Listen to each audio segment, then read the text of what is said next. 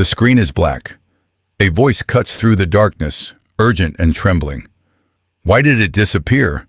I swear it was here. I wrapped it. I hid it. I locked the door. Why did it vanish? Footsteps pounding on gravel. Heavy breathing. A man's voice rising into a scream. The wrapper! The wrapper showed me. I saw the light. I saw the symbols. Why am I burning? Why can't I stop running? Laughter from a crowd. Phones clicking. Mocking voices overlapping. He's gone mad. Look at him. No shoes, no sense. Just running and screaming like a wild dog. The voice drops to a whisper, thick with fear. What was inside that wrapper? What did the old woman give her? And why? Why did I have to touch it?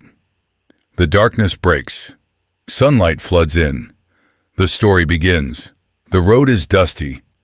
The kind of dust that coats your throat and makes every breath feel like work. The sun hangs overhead like a punishment. Two young women walk side by side, their feet dragging, their faces streaked with sweat. Adeze is 24 but looks older.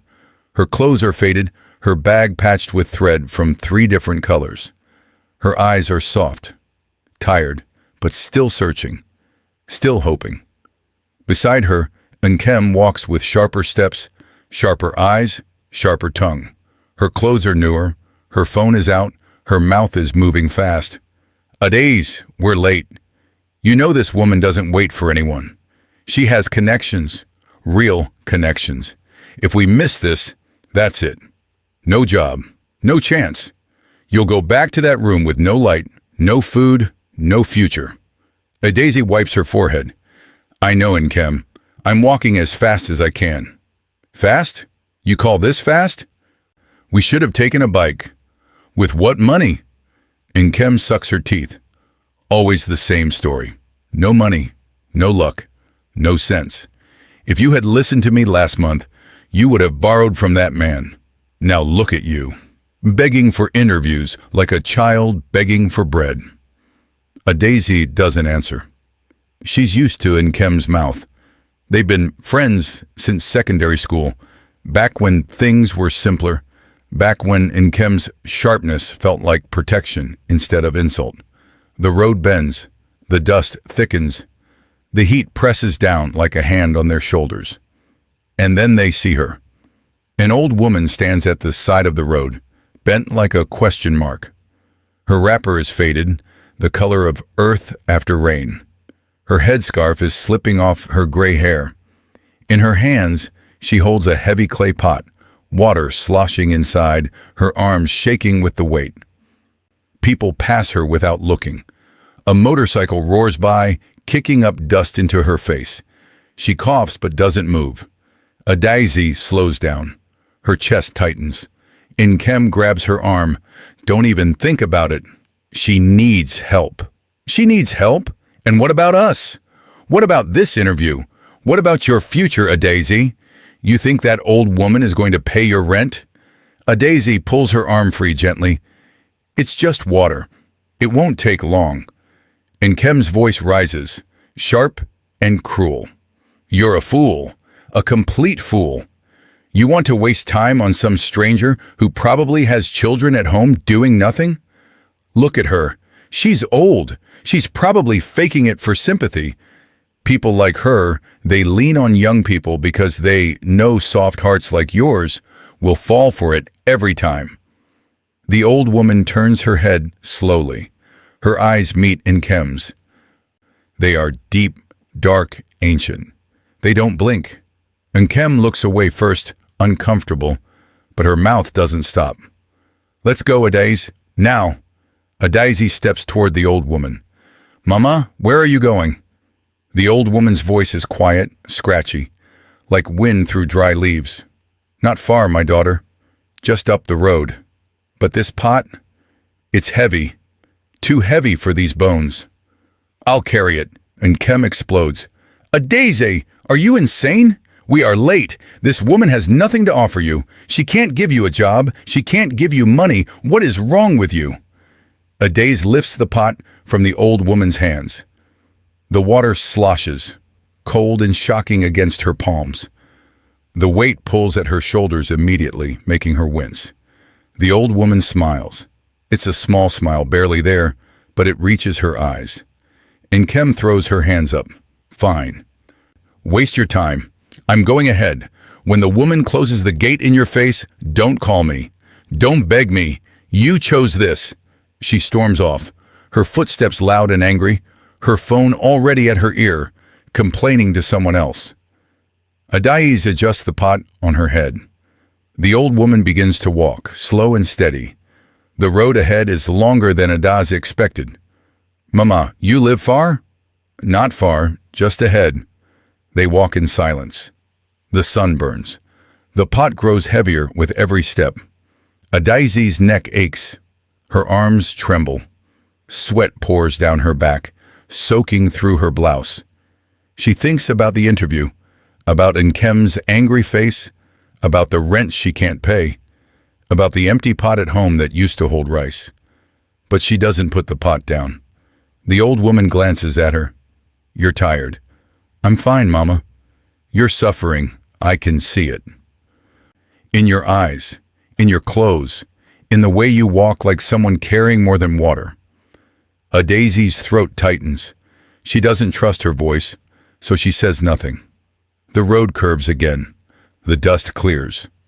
Ahead, a small compound appears, tucked between two larger houses. The walls are cracked, old, but strangely clean. Fresh flowers grow in a small garden. The air smells different here. Cooler. Calmer. The old woman stops at the gate. We're here. Adais lowers the pot carefully, her arms shaking. She flexes her fingers, trying to get the feeling back. The old woman opens the gate. Come inside. Adais hesitates. Mama, I should go. I have somewhere to be. Come inside. The old woman's voice is firmer now, not harsh, but certain. You carried water for me when others walked past. The least I can do is give you water to drink. Adais follows her into the compound. The yard is small but neat. A wooden bench sits under a guava tree. Chickens peck at the ground. Everything is still. Peaceful, like the world outside has stopped moving. The old woman gestures to the bench. Sit. Adais sits. Her legs thank her immediately. The old woman disappears into the house, her footsteps soft. Adais looks around. The compound is poor, but not dirty. There's care here. Attention. She notices the flowers again, bright red and yellow, like they're too alive for this quiet place. The old woman returns with a cup of water and something else, a small woven basket. She hands Adais the water first. Drink. Adais drinks. The water is cold, impossibly cold, like it came from a stream deep underground. It washes away the dust in her throat, the tiredness in her chest. The old woman sits beside her, the basket in her lap. She looks at Adais for a long moment, studying her face, her hands, her eyes. You have a good heart. Adais looks down. I just helped you carry water, Mama. It's nothing. It's everything. The old woman's voice is soft but heavy. In this world, kindness is rare, rarer than gold, rarer than wisdom. People walk past suffering every day because they're too busy chasing things that don't matter. But you stopped. You saw me. You carried my burden when you have your own. Adaisi's eyes sting. She blinks fast, trying to hold it in. The old woman reaches into the basket. I want to give you something. She pulls out a small cloth, wrapped tightly, tied with a thin cord. She places it on the bench between them. Then, slowly, carefully, she unwraps it. Adais watches. Her breath catches. Inside the cloth is another wrapper, this one deep indigo, patterned with symbols Adais has never seen before. The old woman's fingers trace the edge of it, and then, with a soft whisper under her breath, she opens it slightly. Light spills out, not sunlight, not firelight. Something else. Something silver and gold at the same time, soft and bright, pulsing like a heartbeat. The air around it shimmers. Adai's sees symbols inside the glow, twisting and turning, ancient markings that seem to move even though they're still. A faint smoke rises, scented like earth after rain, like herbs, like something old and powerful. Adai gasps. Her hands fly to her mouth. The old woman closes the wrapper quickly, gently, and the light fades. The yard returns to normal. The chickens keep pecking. The breeze keeps blowing. But Adai's heart is pounding. What? What was that? The old woman reaches into the basket again and pulls out a small leather pouch, no bigger than her palm. It's tied with a cord, sealed with wax marked with the same symbols. This is for you. Adai stares at the pouch. She doesn't move. Inside this pouch is something precious, something that belongs to my ancestors, to the spirits who watch over this land. It is not mine to keep. It is mine to give to those who are worthy. Adai's voice is barely a whisper. Mama, I can't take this. You can. You must. The old woman presses the pouch into Adai's hands. It's warm, almost alive. But you must listen to me very carefully. There are rules. Break them and you will lose everything. Follow them and your life will change. Adai nods, her hands trembling. Keep this pouch with you for 7 days. On the 7th day, before the sun sets, you will take it to the crossroads at the edge of town. There, you will find a man in white. He will ask you one question. Answer truthfully, and he will exchange this pouch for something that will rebuild your life. Money, opportunity, favor. Whatever you need most, it will come. Adai's chest tightens. 7 days? Yes, but listen closely. You must not open this pouch at night. Not once. Not even to look. The substance inside belongs to the light. If you open it in darkness, it will vanish, and you will never see it again. I understand. And one more thing. The old woman's eyes lock onto Adai's, sharp and serious. Never let another hand touch this pouch. Not your mother's. Not your friend's. Not anyone's. This blessing is yours.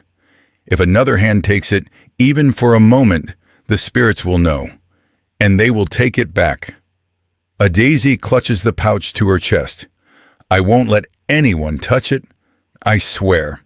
The old woman nods slowly. Good. Now go. Your friend is waiting for you somewhere, angry and bitter. Forgive her, but do not tell her everything. Adai stands, her legs weak, her mind spinning. She bows low, her forehead almost touching her knees. Thank you, Mama. Thank you. I don't know how to repay you. You already have. The old woman's smile is gentle. Go well, my daughter. Adai walks out of the compound, the pouch hidden inside her blouse, pressed against her heart. The world outside feels different now. Brighter, louder, heavier. She doesn't notice the figure watching from across the road. Leaning against a tree, phone in hand, eyes narrowed. Nkem saw everything. Adai's room is small, dark and hot. The walls are stained with old rain. The window doesn't close properly. A single mattress lies on the floor, covered with a faded bedsheet. A bucket of water sits in the corner. A small bag of Gary. A cup. That's all. She sits on the mattress, the pouch in her lap, staring at it like it might disappear if she looks away. 7 days. Her phone buzzes. Nkem's name flashes on the screen. Where are you? The woman said the interview is rescheduled. Come to my place. We need to talk. Adai hesitates. She knows Nkem. She knows that tone. But Nkem is her friend. Her only friend. They've survived together. Suffered together. She wraps the pouch carefully in a cloth and tucks it into her bag. Then she heads to Nkem's place. Nkem's room is bigger, cleaner. A small TV, a standing fan, a bed with a real frame. Nkem sits on the bed, arms crossed, her face unreadable. So, you missed the interview. I'm sorry. I'll go tomorrow. Tomorrow. And Kem laughs, bitter and sharp. Always tomorrow with you. Always next time. Always waiting for some miracle. Adai sits on the floor, her bag beside her. I didn't plan it, Nkem. The old woman needed help. The old woman. Nkem leans forward. What did she give you?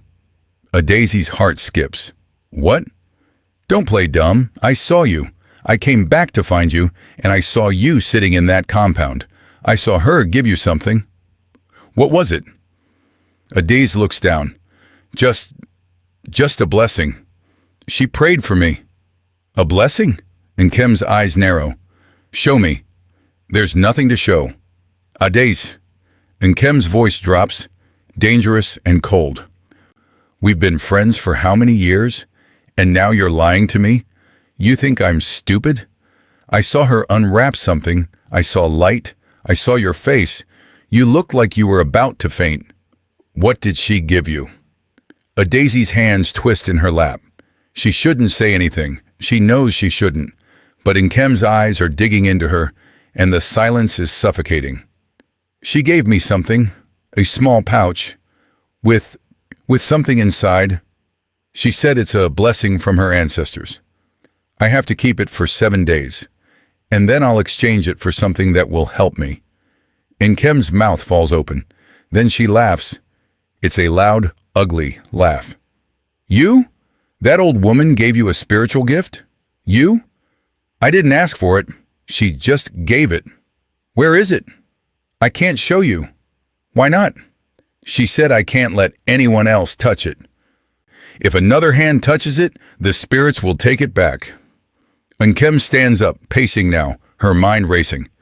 So she gave you something valuable, something powerful, and all you did was carry water? Yes. Nkem stops. She turns slowly, her eyes gleaming. Where does she live? Why? Just tell me. Adai shakes her head. Nkem, don't. Please. She gave this to me because I helped her. You can't just... I'm not just anything. I want to help her too. Why should you be the only one to get a blessing? I'm tired too, Adai. I'm suffering too. If that old woman has power, if she has gifts, then I deserve one as much as you do. It doesn't work like that. Then how does it work? Tell me, Nkem's voice cracks. Tell me why you always get the miracle and I get nothing. You think I didn't see you? You think I didn't notice? That old woman looked right at me on the road. She looked at me and she turned away. Why? Because I told the truth? Because I said we were late? Because I didn't want to waste time? Adai stands, her voice quiet, but firm. Because you insulted her. You called her a fake. You said she was leaning on young people. You didn't see her as a person. You saw her as an inconvenience. Nkem's face twists. Shame flickers across it, then anger.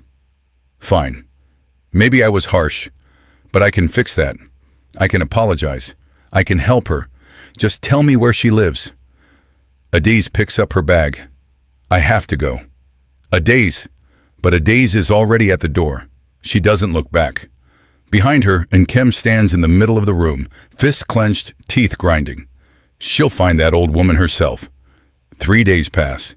Nkem walks the same road every afternoon, her eyes scanning every compound, every corner. She asks questions. She follows old women.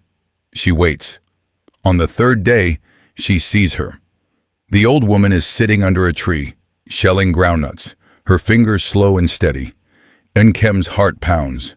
She walks over, her face soft, her voice sweet. Mama, good afternoon.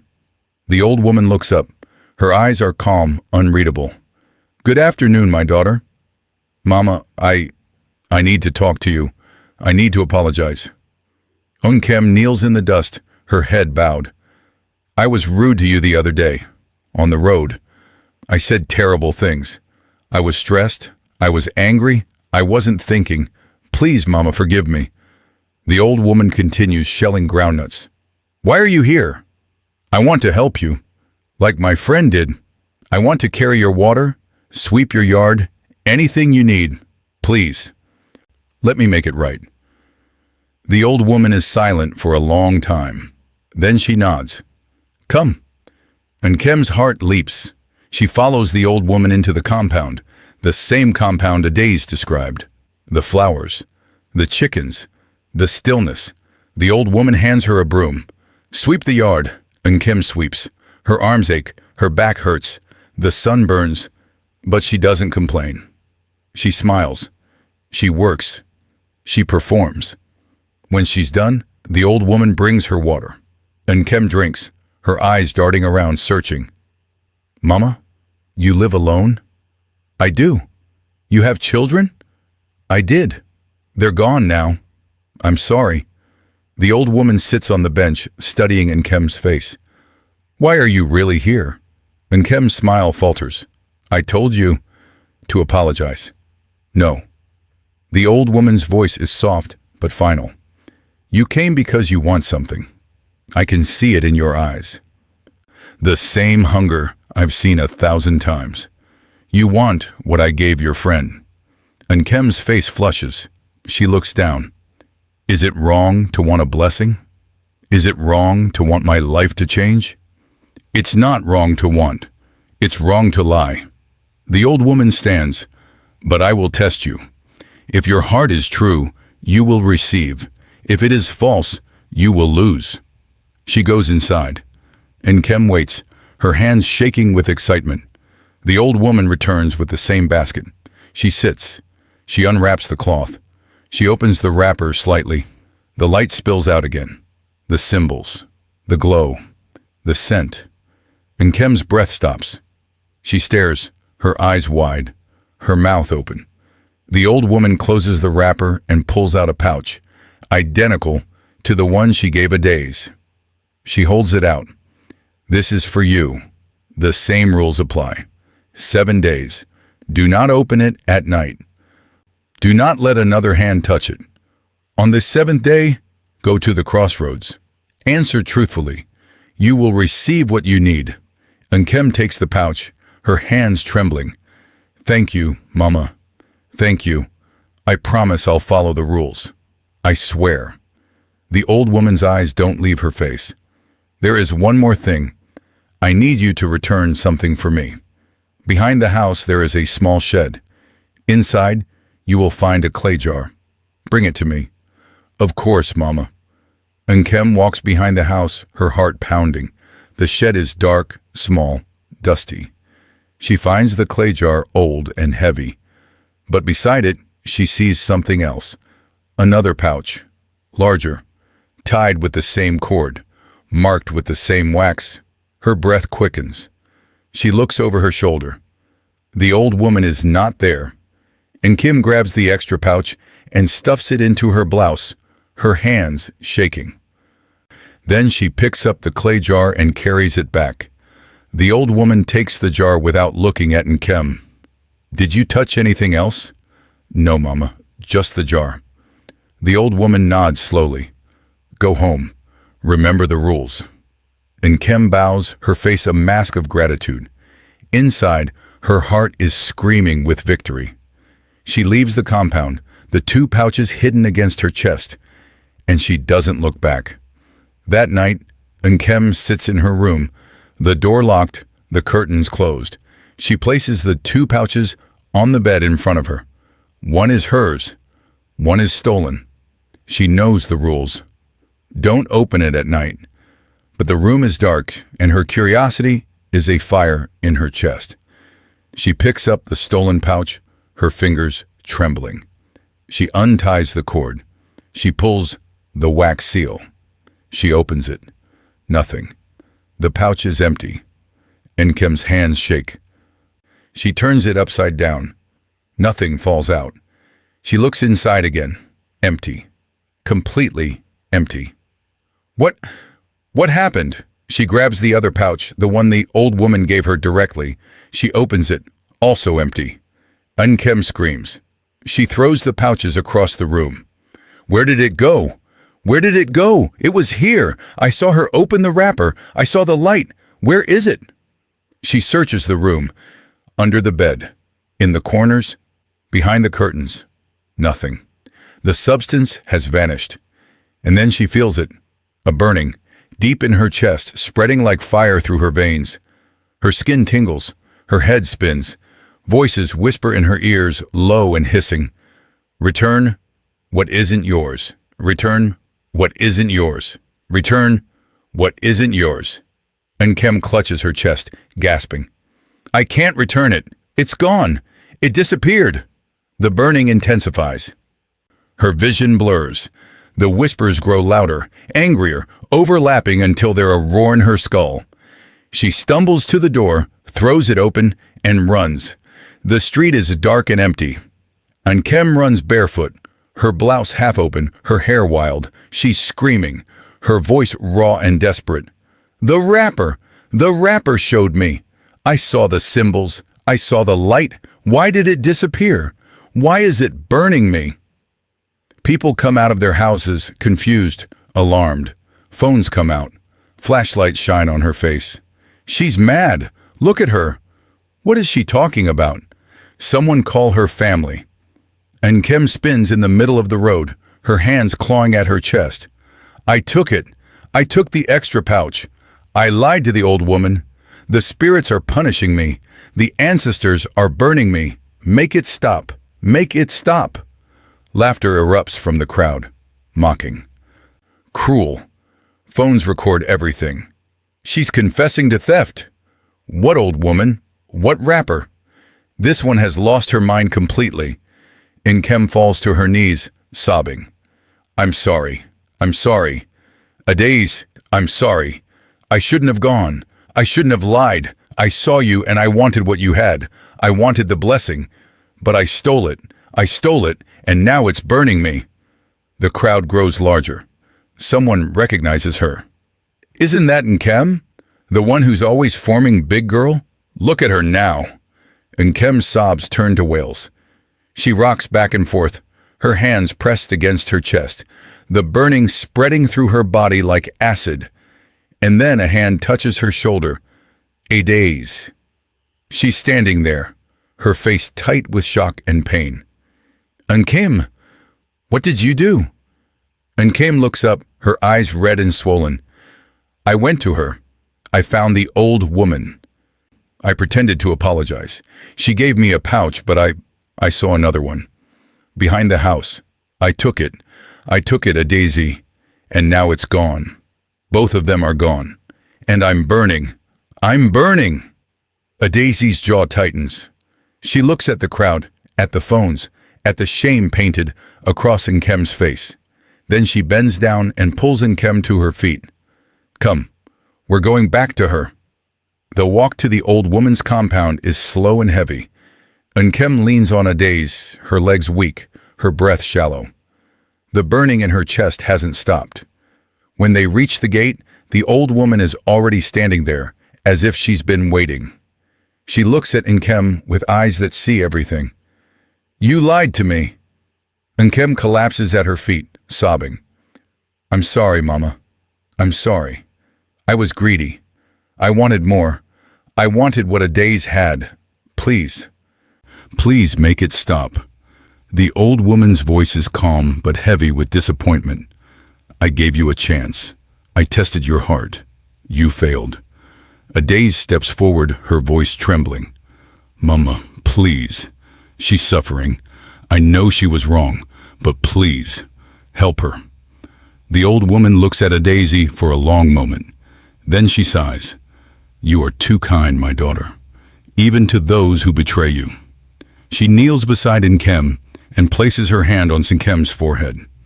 She whispers something in a language a daze doesn't understand. The air shimmers.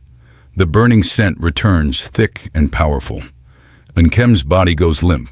She collapses into the dust. A daisy gasps, Mama, she is not dead. She is free. The old woman stands. The burning was not from me. It was from the spirits. When she stole what did not belong to her, the ancestors marked her. They were teaching her a lesson. Nkem's eyes flutter open. She sits up slowly, confused, her face pale. What happened? You were punished, and now you are released. Only because this one begged for you. The old woman points at Adese. Remember that. Remember who stood for you when you fell. Nkem looks at Adese, shame flooding her face. She opens her mouth, but no words come. The old woman turns to Adese. Your pouch is still safe.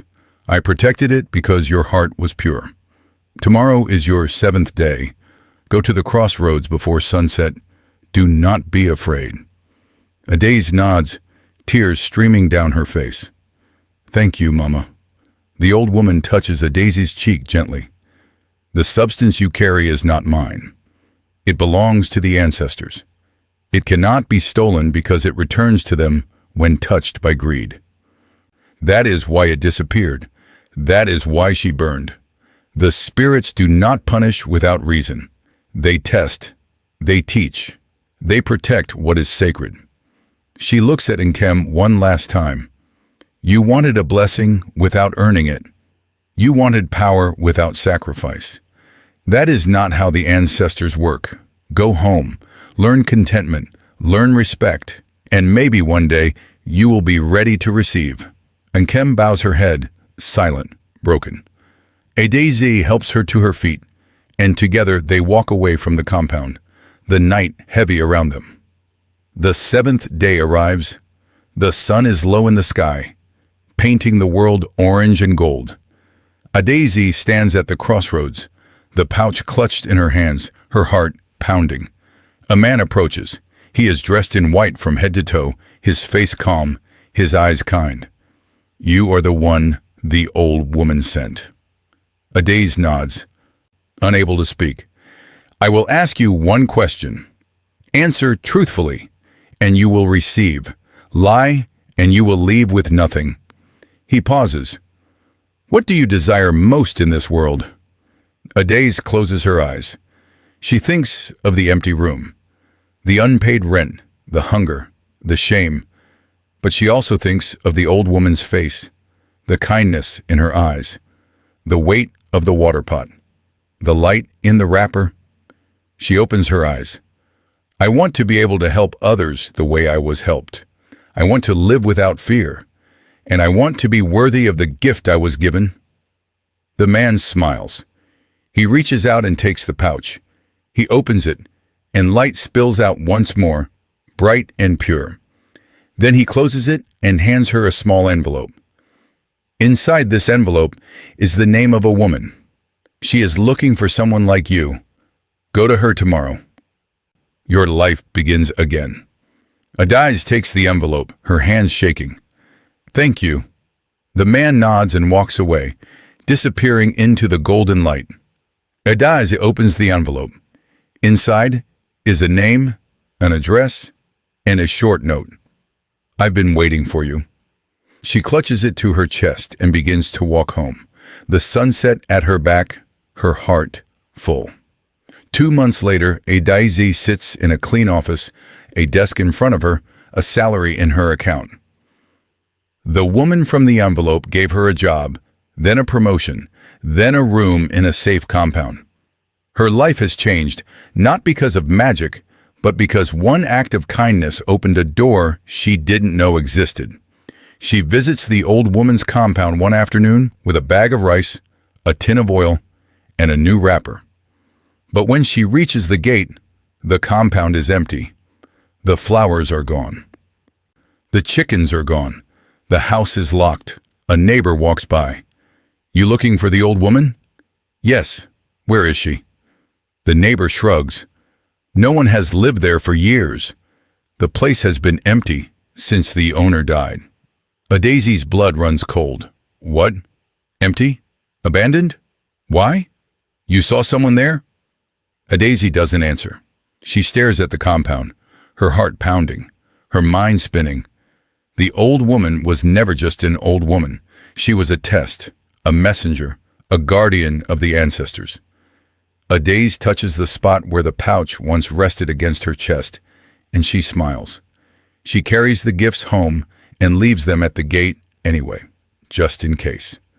The screen fades to black. White text appears. Some blessings are not given. They are earned, Some gifts cannot be stolen. They return to their true owner.